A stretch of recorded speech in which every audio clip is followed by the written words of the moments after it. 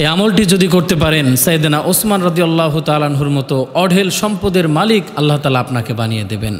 ওসমান রাদিয়াল্লাহু তাআলা আনহু কত বড় ধনী ব্যক্তি ছিলেন, কত বড় ধনাঢ্য ব্যক্তি ছিলেন। আপনি কি জানেন? আপনি কখনো ওসমান রাদিয়াল্লাহু তাআলা আনহুর জীবনী পড়ে দেখেছেন? ওসমান রাদিয়াল্লাহু তাআলা আনহু এমন একজন ব্যক্তি ছিলেন যিনি তার ধন সম্পদকে অকাতরে ইসলামের পথে ব্যয় করেছেন, শত শত মানুষকে খাবার খাইয়েছেন। শুধু তাই নয়, ওনার ধন সম্পদ এত বেশি ছিল যে কারণে রাসূল পাক সাল্লাল্লাহু আলাইহি ওয়াসাল্লামের দরবারে গিয়ে বলেছেন, ইয়া রাসূলুল্লাহ, ধন সম্পদ কমানোর কোনো আমল কি আছে? চিন্তা করা যায় এমন কথা এই দুনিয়ায় কেউ বলবে, এই সময়ে কেউ বলবে? প্রত্যেকটা মানুষ চায় সম্পদের মালিক হতে। আমি আপনি সবাই চাই আমাদের ধন সম্পদ বাড়ুক, অঢেল সম্পদের মালিক আমরা হই। কিন্তু কিভাবে হবেন? কিভাবে হবেন? ওসমান রাদিয়াল্লাহু তাআলা আনহু কিভাবে হয়েছিলেন? সম্পদশালী হওয়া দোষের কিছু নয়। আপনি যদি ওসমান রাদিয়াল্লাহু তাআলা আনহুর মতো আপনার সম্পদ থেকে আপনি যদি ইসলামের জন্য, দ্বীনের জন্য, মসজিদ মাদ্রাসার জন্য খরচ করতে পারেন, সেই মানসিকতা যদি আপনার থাকে, তাহলে আপনার সম্পদ অর্জন, অঢেল সম্পদের মালিক হওয়া আপনার জন্য দোষের নয়। এই সম্পদ আপনার নাজাতের কারণ হবে। এই সম্পদ কিয়ামতের দিন আপনাকে জান্নাতে নিয়ে যাবে। এজন্য সঠিক নিয়মে আপনি সম্পদ অর্জন করতে পারেন। ওসমান রাদিয়াল্লাহু তাআলা আনহুর সম্পদের বরকতের উৎস কী ছিল? একদিন ওসমান রাদিয়াল্লাহু তাআলা আনহু রাসূলের দরবারে গিয়ে বললেন, ইয়া রাসূলুল্লাহ, আমাকে এমন একটা আমল শিখিয়ে দেন যে যাতে করে আমার সম্পদ কমে যায়।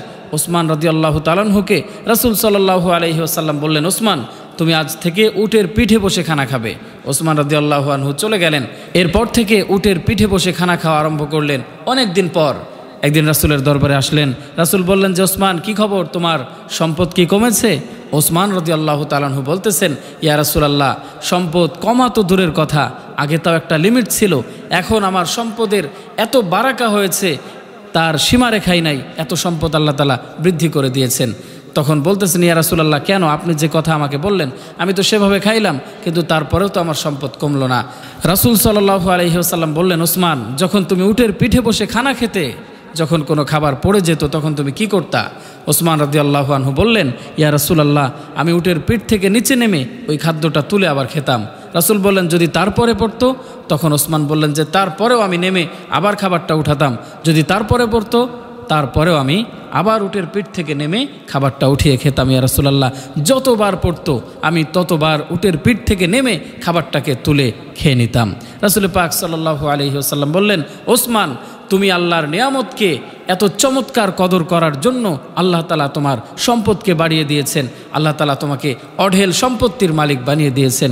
এজন্য আমার ভাইরা, আমরা যদি আল্লাহর নিয়ামতের কদর করতে পারি, ছোট্ট থেকে ছোট্ট নিয়ামত যেটাই আল্লাহ আপনাকে দিয়েছেন, সেই নিয়ামতের যদি আপনি কদর করতে পারেন, অপচয় না করেন, আল্লাহ যা দিয়েছেন তার শুকরিয়া আদায় করেন। আল্লাহ বলেছেন, লা ইন শাকারতুম লা আযিদান্নাকুম, যারা শুকর গুজার বান্দা তাদের রিজিককে আল্লাহ তাআলা বাড়িয়ে দেন। এজন্য আমার ভাইরা, আমরা যদি নিয়ামতের কদর করতে পারি, ওসমান রাদিয়াল্লাহু তাআলা আনহুর মতো সম্পদশালী আমরাও হতে পারবো। ওসমান রাদিয়াল্লাহু তাআলা আনহু এত সম্পদের মালিক ছিলেন, তাবুকের যুদ্ধে ৩০,০০০ সৈন্যের যাওয়া আসা খরচ এবং যুদ্ধের ময়দানে ৩ মাস তারা অবস্থান করবে, এর সম্পূর্ণ ভরণ পোষণের দায়িত্ব ওসমান রাদিয়াল্লাহু তাআলা আনহু বহন করেছেন। তাহলে কি পরিমাণ সম্পদের মালিক তিনি হয়েছিলেন? আমি আপনি কত সম্পদের মালিক হয়েছি? একটা গ্রামের মানুষকে একদিন খাওয়াতে পারবেন? একদিন খাওয়ালেই আপনি হিমশিম খেয়ে যাবেন। ওসমান রাদিয়াল্লাহু তাআলা আনহু ৩০,০০০ সৈন্যকে ৩ মাস সমস্ত ভরণ পোষণ দিয়েছেন।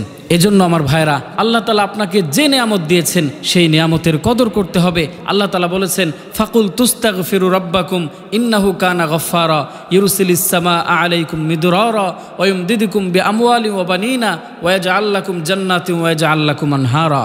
দুনিয়ার জমিনে কোনো বান্দা যদি আল্লাহর আদনা থেকে আদনা নিয়ামতের কদর করতে পারে, তাহলে আল্লাহ তাআলা তার ইজ্জত, সম্মান, তার রিজিক আল্লাহ তাআলা বাড়িয়ে দেবেন। এজন্য আসুন আমরা নিয়ামতের কদর করা শিখি, তাহলে আল্লাহ তাআলা ওসমান রাদিয়াল্লাহু তাআলা আনহুর মতো ধন সম্পদের মালিক আমাদেরকেও বানিয়ে দেবেন ইনশাআল্লাহ।